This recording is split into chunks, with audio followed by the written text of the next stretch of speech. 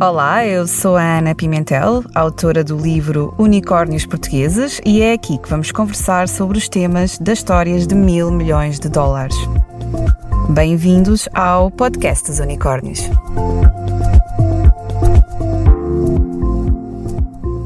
É médico psiquiatra, psicoterapeuta, diretor clínico do Hospital Psiquiátrico Casa de Saúde do Telhal e membro do Conselho Nacional de Saúde Mental. Hoje temos connosco Vítor Cotovio e vamos conversar sobre a doença psicológica em cargos de alta liderança. Olá, Dr. Vítor Cotovio, seja muito bem-vindo e obrigada por estar aqui connosco. Olá, Ana, obrigado pelo convite. Dr. Vítor Cotovio, isto até pode parecer aqui um pouco estranho estarmos a falar de saúde mental quando o tema deste podcast e do livro Unicórnios Portugueses são empresas de $1.000 milhões. Mas, na verdade, isto não é assim tão estranho, pois não? Ligar saúde mental a estes temas.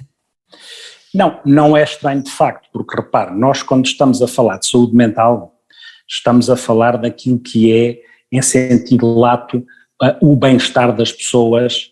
Não é só a ausência de doença. Saúde mental, até como define a Organização Mundial de Saúde, é um estado de bem-estar que envolve a parte psicológica, a parte social, a parte cultural, a parte espiritual para quem tiver esse enquadramento e, portanto, não é de facto só a ausência de doença. E, por outro lado, a saúde mental envolve também aquilo que é, no fundo, a procura de um sentido, a forma como a pessoa se pode realizar, a forma como a pessoa concretiza as suas potencialidades, as suas capacidades, como é que a pessoa alinha dar significado à sua vida, procurar sentido na sua vida e ter os seus objetivos e metas alinhados com esta procura de sentido. Quando eu digo sentido, não é sentido necessariamente esotérico, muitas vezes é dar sentido, significado ao que se faz.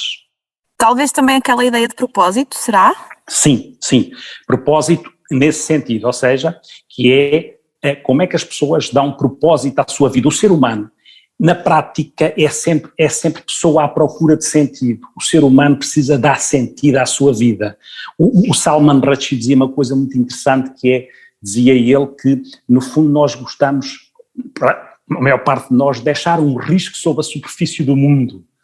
E este deixar um risco sobre a superfície do mundo, que dizia o Salman Rushdie, ilustra o que é a procura de propósito, o que é dar sentido à nossa vida. E é interessante pegar nisso que está a dizer, Dr. Vítor Cotovio, porque realmente, quer na escrita deste livro, quer até nas conversas que fui tendo ao longo do tempo com vários empreendedores, uma das coisas que é mais dita é que de facto há esta vontade de querer contribuir para mudar alguma coisa no mundo, para mudar o mercado, portanto deixar aqui um bocadinho a sua pegada e vai muito ao encontro disto que está a referir.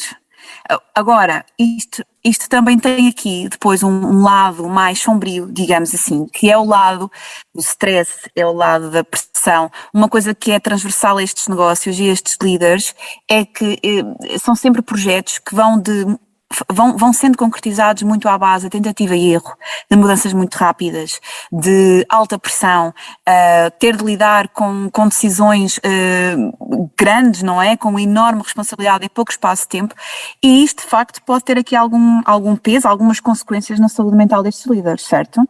Pode, com certeza, até porque, repare, nós vivemos numa sociedade de mercado.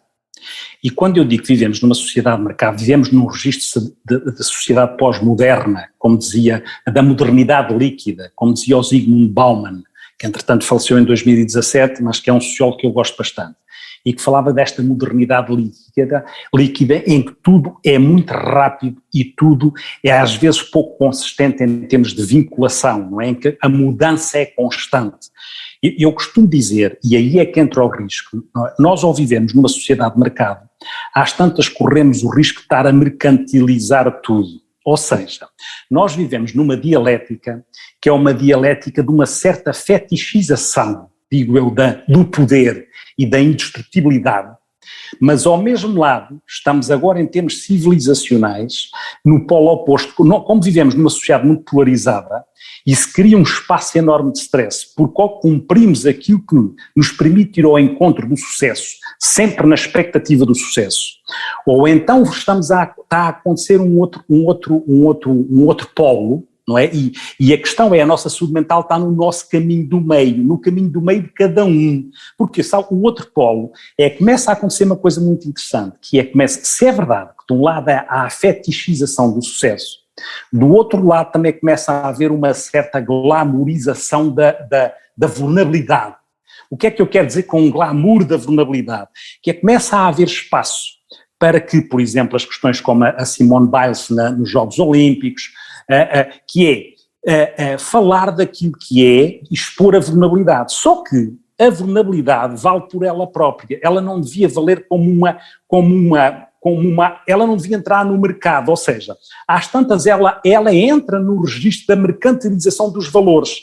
O que é que eu quero dizer? Começa a haver um marketing existencial acerca também do que é as nossas suscetibilidades, e não deve ser uma questão de marketing existencial, porque os valores não são mercantilizados. E acha que isso pode ter então um efeito perverso?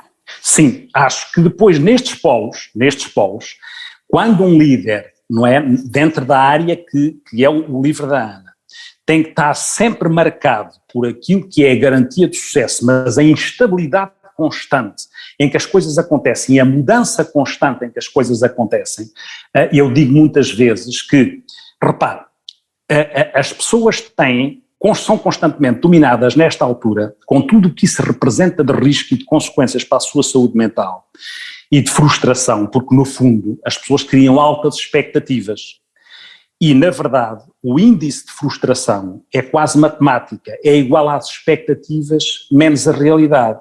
Portanto, há alturas que ou eu baixo as expectativas ou eu tenho que subir nas realidades cada vez mais a exigir mais, porque senão eu fico para trás. Porquê?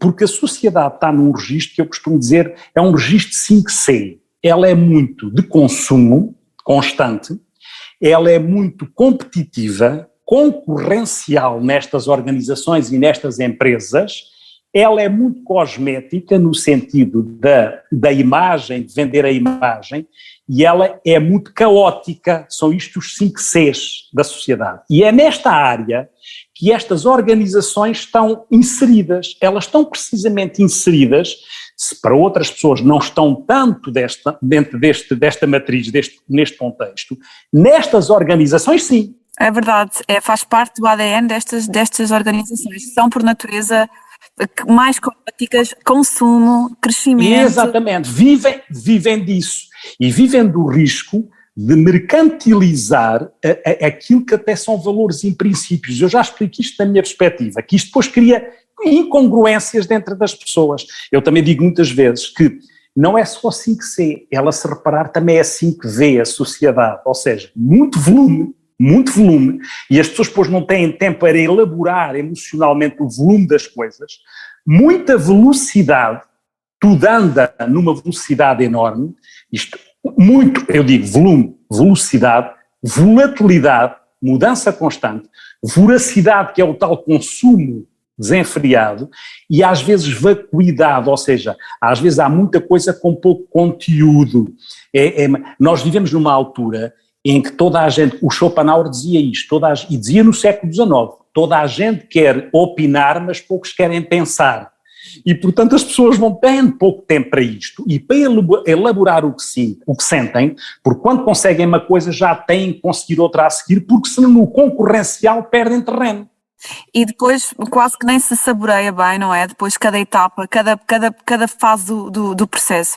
Há uma coisa uma frase que uma das fundadoras de uma destas empresas me disse quando estávamos a conversar para este livro, era a Cristina Fonseca. A Cristina, ela durante bastante tempo esteve aqui a trabalhar em 2 fusos horários diferentes, porque a empresa está em Portugal e nos Estados Unidos, e ela às tantas dizia-me que a dada altura a sua Cristina Zombie se movia à adrenalina. E esta frase eu nunca mais a esqueci, porque ela disse aquilo muito convictamente. E eu fiquei a pensar, porque de facto às vezes é isto que pode acontecer, não é? Tornamos-nos, estes líderes acabam por viver nesta volatilidade, nesta velocidade, com este volume, neste crescimento, neste caos, e de repente movem-se pura e simplesmente à adrenalina, e isto acredito eu que possa ter consequências. Tem, porque reparem, movem-se a adrenalina, mais que a adrenalina, movem-se a dopamina. Nós temos no nosso cérebro aquilo que é o nosso circuito de recompensa. O circuito de recompensa é aquilo que nos torna aditivos em relação quer a substâncias, quer a coisas que nos dão prazer. Lá está o querer logo a próxima coisa, não é? Como estava a dizer. Isso mesmo. O circuito de recompensa não é só ativado pelas drogas, ou por outra coisa, ou pelo café, ou pelo desporto, ele também é ativado para aquilo que nos vai dando prazer imediato e que nos leva a entrar em ciclo vicioso de procura constante de prazer, porque o outro prazer já se esgotou, ou seja, o sucesso que eu tive agora já passou. E, portanto, já passou e eu quero sucesso. Às tantas, o meu presente passa a passar de um sucesso rapidamente. Eu estou sempre a projetar o próximo processo, o próximo desempenho, a próxima produtividade, o próximo produto, para não só eu não perder no registro concorrencial, mas porque depois eu entro nesse desejo constante de alimentar a minha própria autoestima e o meu sentimento de realização em função do alcançado. Quando a Ana dizia aí, que dizia ela, o zombie e a adrenalina, isso vai muito ao encontro de uma coisa que é um desafio civilizacional também ao ANA e é para estas organizações e para estes líderes, não é? Para além de outros aspectos, não é? Que muitas vezes alguns destes líderes, nós todos precisamos ter o nosso narcisismo benigno, faz parte da nossa autoestima. Algumas pessoas têm o seu narcisismo benigno, maligno, ou seja, dependem muito do aporte exterior para se sentirem o máximo. E é importante que nós consigamos, mais uma vez, calibrar o nosso narcisismo e a nossa autoestima na sua benignidade e não na sua toxicidade, porque há tudo em termos destes líderes e de outros, não é? Nas organizações. E é muito curioso, pegando a expressão que ela utilizou, que essa expressão vai ao encontro daquilo que este ainda é vivo, um sociólogo alemão diz, ele chama-se Wolfgang Strick, e ele diz uma coisa que tem a ver com isso que disse, por isso é que me fez lembrar o que ele dizia. Ele dizia que na primeira metade do século XXI nós vamos viver, na perspectiva dele, que nós vamos viver naquilo que ele chama por o solving, o oping, o doping e o shopping. O que é que isto é? Ou seja, o solving é estamos sempre a resolver problemas, o oping é a esperança sempre, o sucesso a seguir, agora a seguir mais sucesso, esta esperança de que como é que vamos conseguir mais sucesso, sempre na expectativa do sucesso. O doping era isso, o doping me fez lembrar que era, ou seja, o risco de tomar medicação para dormir e depois tomar medicação para acordar. Fez-me lembrar essa expressão, e o shopping, o consumo, não é? Dizia ele que esta primeira metade do século XXI pode ficar condicionada para algumas pessoas por este tipo de dinâmica. É um pouco aquela ideia que se tem vindo a falar também recentemente, que é passamos de ser human beings para ser human doers, não é? Nós fazemos, parece que já não estamos sempre muito preocupados em fazer. Há aqui outro tema que gostava de lhe perguntar, porque estas empresas, estes líderes, não é?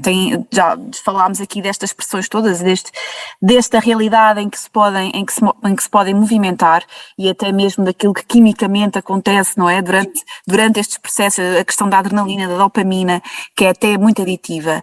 Mas a verdade é que estes caminhos também podem ser um pouco solitários.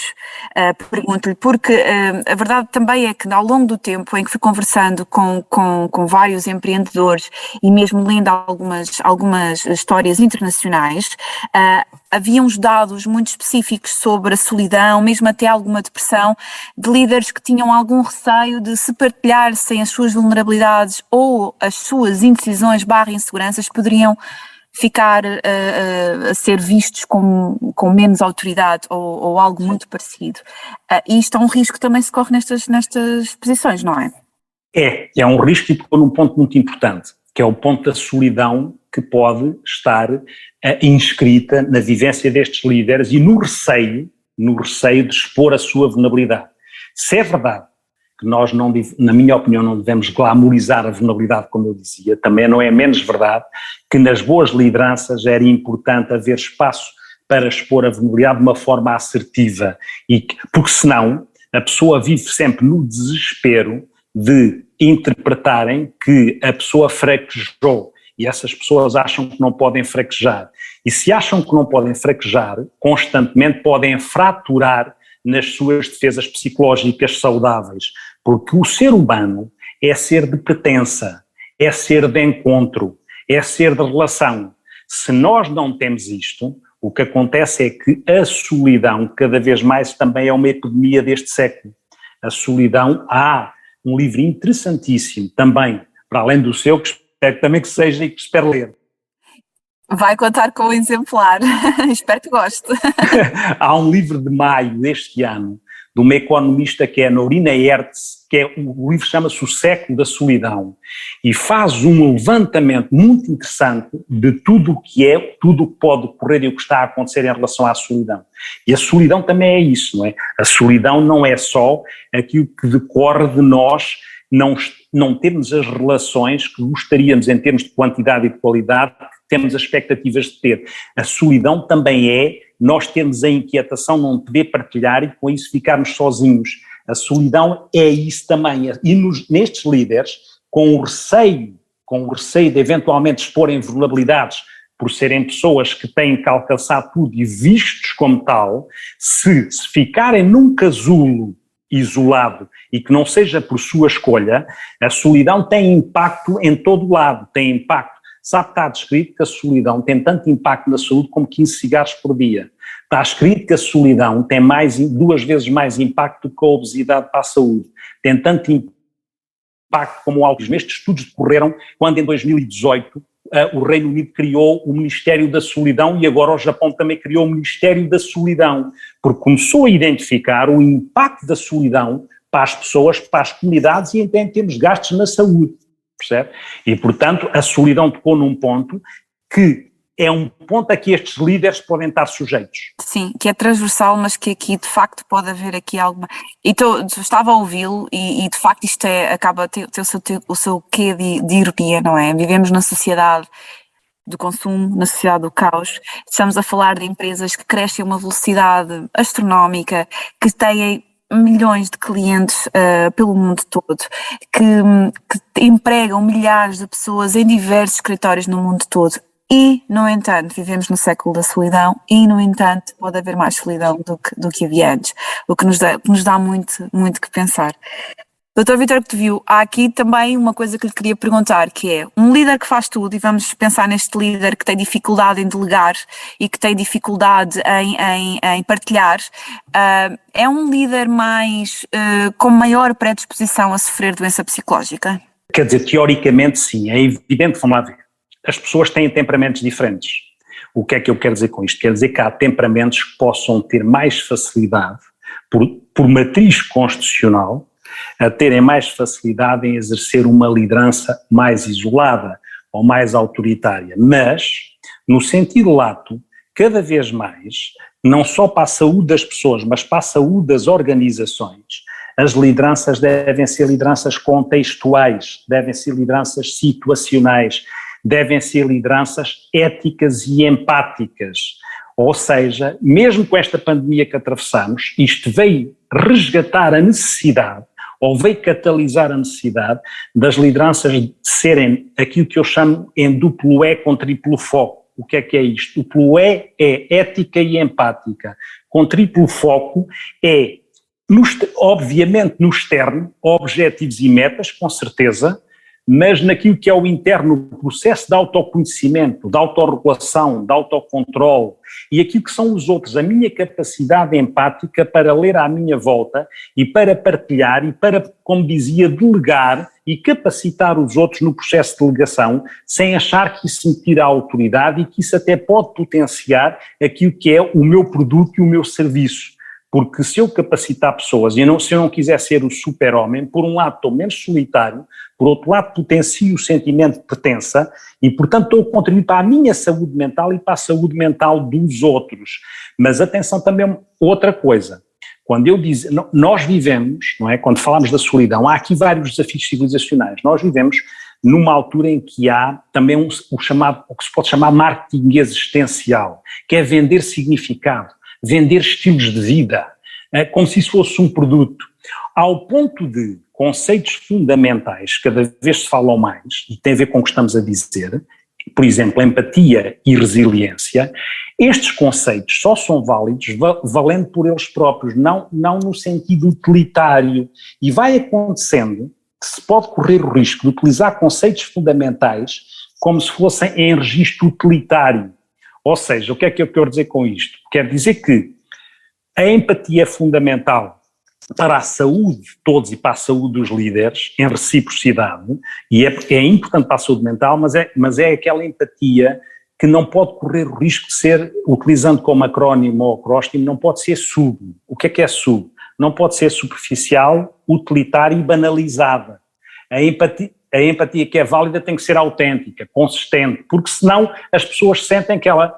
Nas organizações, sabe qual é a questão? O desafio é quase de pronome. O pronome deve ser por e não para. O que é que eu quero dizer?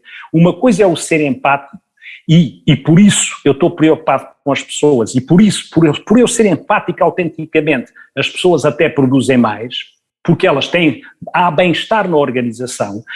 Como há bem-estar, por haver bem-estar, produzem mais. Não é eu vou criar uma situação para produzir mais. É diferença de pronome. Sim, no fundo tem de ser uma coisa inata que se faça genuinamente e não para atingir um objetivo, porque quando se torna um fim, quando é um objetivo, então perde a autenticidade.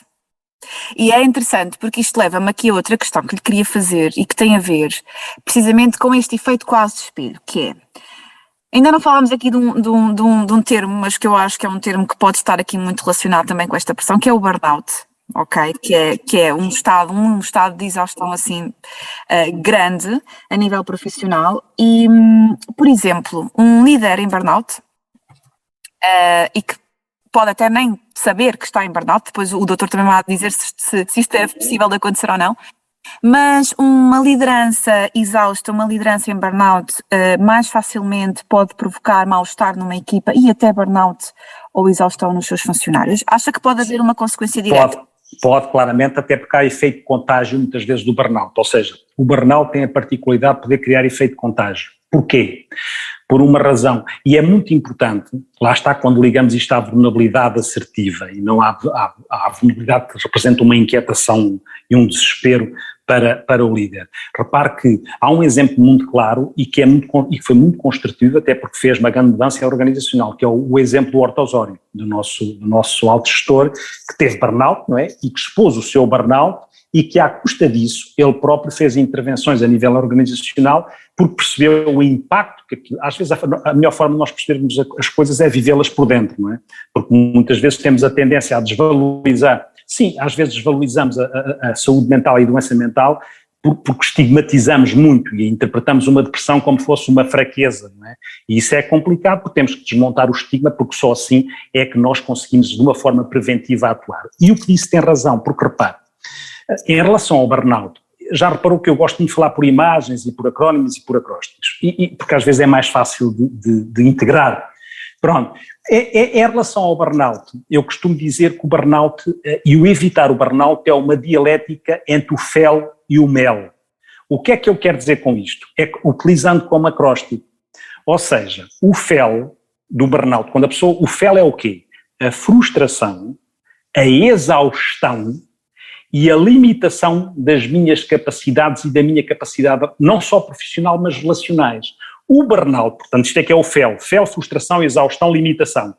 A limitação não é só das minhas capacidades profissionais, é porque uma pessoa em burnout fica muito mais cínica relacionalmente, até por um mecanismo de defesa. Muitas vezes a dificuldade de aceitar que está a romper, que está a queimar, que é o que quer dizer burnout, que está a fritar. A pessoa vai tentando evitar, e um líder de topo pode evitar porque acha que então, pronto, se acontece comigo burnout, nunca mais vou ser o que era aos olhos dos meus colaboradores, porque eles podem olhar para mim como se eu fosse um fraco e um incapaz. E, portanto, pode esticar a corda. Se um colaborador, às vezes pode esticar porque pode interpretar que o seu chefe ou o seu líder vão achar que ele é fraco, imagine isto num líder que tem não sei quantos olhos em cima dele. E, portanto, pode evitar isto o mel, e então não trabalha o mel, que é a prevenção. O mel é mel é de motivação. Como é que se trabalha a motivação organizacional? É como é que eu estou, é de envolvimento. Como é que eu consigo estar envolvido com um propósito, com um significado que me realize? E o L é da ligação entre uns e outros, ou seja, é o tal sentimento de pertença. O que previne burnout, de uma forma assim mais em imagem, é o MEL, que são variáveis de motivação, de ligação e de envolvimento. Exato, mas depois não é? Entra-se naquela lógica, se for uma pessoa que está de facto, que trabalha de facto 14 horas por dia, que se deita a pensar no trabalho, acorda a pensar no trabalho, acaba por não alimentar essa ligação, não é? Acaba por não alimentar esses laços e, portanto, torna-se aqui um ciclo vicioso. E uma das questões que lhe queria fazer era, que sinais são de alarme? Ou seja, a que é que estes líderes devem estar atentos para perceber, ok, isto já não é saudável, está-se a passar aqui alguma coisa comigo e isso já entra no campo da doença psicológica, não é? Da doença mental. Quais são? É assim, em relação à doença, três ou quatro ideias. Uma coisa deixa de ser sentimento ou emoção e passa a ser estado quando o sofrimento adquire persistência, intensidade e disfuncionalidade. Portanto, passa a ser doença quando esse sofrimento, repito, tem uma persistência, uma intensidade e uma disfuncionalidade. E na disfuncionalidade aparecem os sinais. E esses sinais que é, às tantas as pessoas estão a fumar desesperadamente, estão a comer desorganizadamente, estão a ter alterações do padrão de sono que já não conseguem regular, nem tomando às vezes algumas coisas e já não sabem como é que podem dormir. Estão a ficar claramente mais irritáveis. Estão a ficar, como eu dizia, mais cínicos relacionalmente, porque a resistência está a falir. A capacidade de concentração está completamente comprometida. A atenção da mesma maneira. A parte física, não é só a parte mental, a parte física começa a dar sinais. A tensão pode disparar. O açúcar e o colesterol começam, é que isto ataca todas as áreas. As dores nas costas, porque a pessoa não relaxa, não descomprime. Portanto, há um impacto físico e há um impacto psicológico e psicossocial. As pessoas já não têm a mesma capacidade de relacionar, as pessoas ficam azedas, ficam cínicas, desconcentram-se, alterações do padrão de sono, alterações do padrão alimentar. Se isto começa a tomar conta da pessoa, está na altura, já antes já devia estar, mas nessa altura não convém esticar mais a corda. E é a altura de procurar ajuda profissional. Até já devia ser antes, mas pronto. Mas acha que ainda pode ser um estigma para um líder de uma empresa assim, desta ordem, procurar ajuda profissional ou não? Ou acha que isso até tem vindo a... Acho que tem vindo a melhorar para algumas pessoas, mas ainda é muito estigma, porque ainda está muito ligado à interpretação cultural ou sociocultural ou sociológica do que é o super líder, era como se fosse alguém infalível. Cada vez vai-se fazendo esse caminho, não é? Mas nestas empresas, não é? Porque repara, estas empresas são pessoas que chegaram cedo e rapidamente a um determinado patamar, que depois, ao chegar a esse patamar, pode haver o receio de descer desse patamar. E, portanto, esse receio e concorrencial, como eu dizia, altamente competitivo, faz com que as pessoas se sintam ou achem que não têm tempo para adoecer. Alguns até dizem isso, depressões, já me aconteceu. Num líder com essas características, chegar e dizer, agora é que eu sei, eu dizia que depressão não era para mim, eu não tinha tempo para depressões, como se a depressão fosse uma coisa de tempo. Mas agora percebo que não é assim. E acha que, há pouco falou da glamorização, e também é uma coisa que gostava de lhe perguntar, acha que também vivemos numa era em que às vezes também se glamoriza este excesso de trabalho e esta exaustão? Sim. Acho que vivemos numa era em que o sucesso, não é? Aí é como eu dizia, eu até pus glamorização mais na vulnerabilidade e pus a fetichização mais no sucesso e no desempenho, não é? É como se a identidade, é como se eu tivesse uma musculação identitária maior, era como se eu tivesse fosse muito importante para mim ter a minha identidade fosse musculada pelo meu sucesso, como se colasse a minha identidade ao sucesso. O meu cartão de visita é o meu sucesso. O meu cartão de visita é eu próprio ser um produto de mercado. E isto é um risco. Eu esgotar-me enquanto produto de mercado é um risco. E acho que a sociedade tem isso lá dentro neste momento. Ou seja, a identidade, não é? Acaba por estar cada vez mais fechada e colada àquilo que é uma identidade só profissional, não é? Ou de cargo, e depois acaba por tomar uma proporção grande. Exatamente, Ana, porque por definição, o que é a identidade? A identidade, por definição, repare só, é a forma como eu me reconheço e dou a conhecer aos outros. envolvendo variáveis psicológicas, sociais, culturais, tudo isto faz parte da minha identidade. Ora, se a minha identidade fica sugada por aquilo que é o meu sucesso e, portanto, o meu cartão de visita é eu ser aquele que alcançou aquilo, eu posso correr o risco, se não for mais do que aquele que alcançou aquilo, se eu não tiver aquilo, ficar vazio. Acha que é por isso que ainda há tanto estigma em falar, por exemplo, de falhança e de histórias que correm mal, de empresas que correm mal, ou de coisas até mesmo dentro das próprias empresas que não correm bem? Portanto, produtos que se lançam e que acabam por ser depois retirados do mercado porque não funcionaram, mas ainda é difícil falar disso. Acha que é por aí?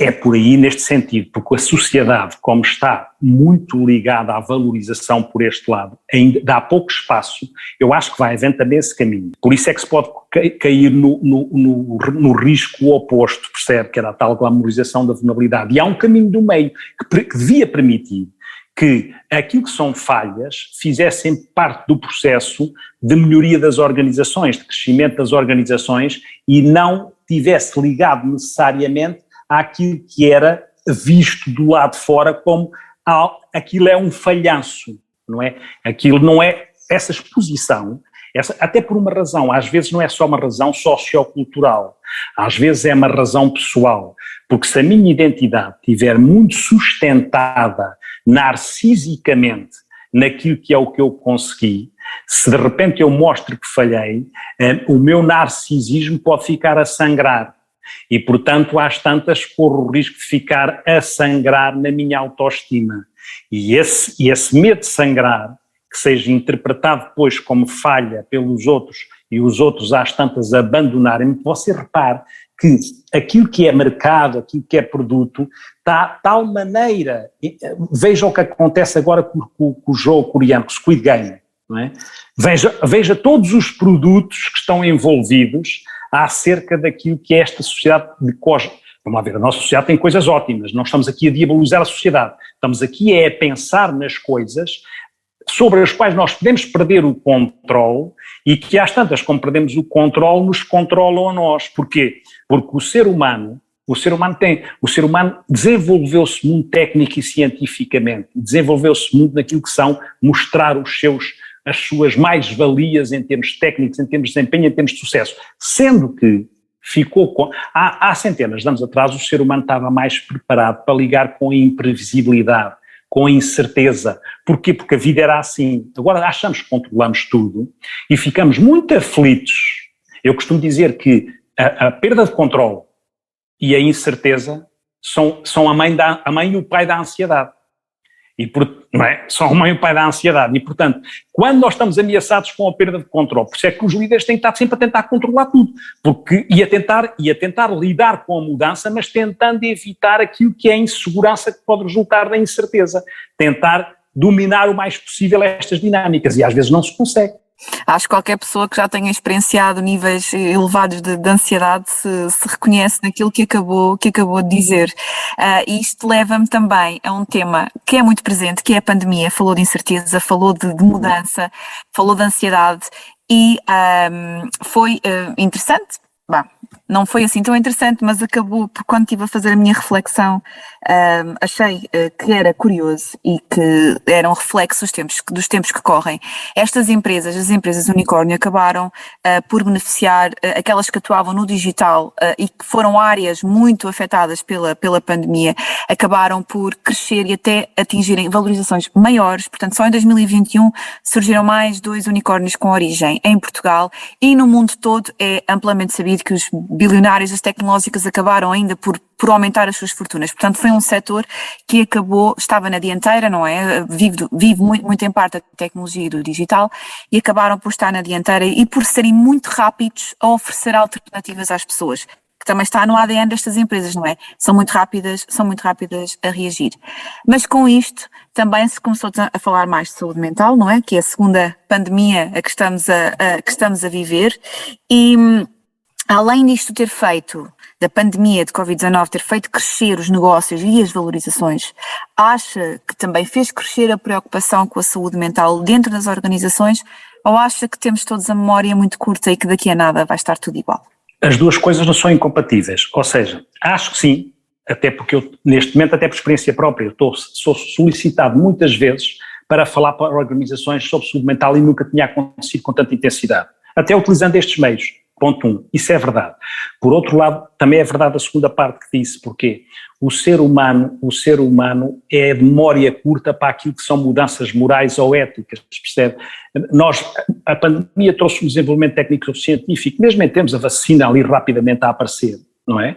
Mas em termos éticos, nós quando estamos aflitos, é que ajustamos as nossas atitudes. Se a aflição passar, provavelmente as nossas virtudes éticas de solidariedade, de compromisso, se calhar vão-se atenuar. Repara uma coisa, repara que a gripe espanhola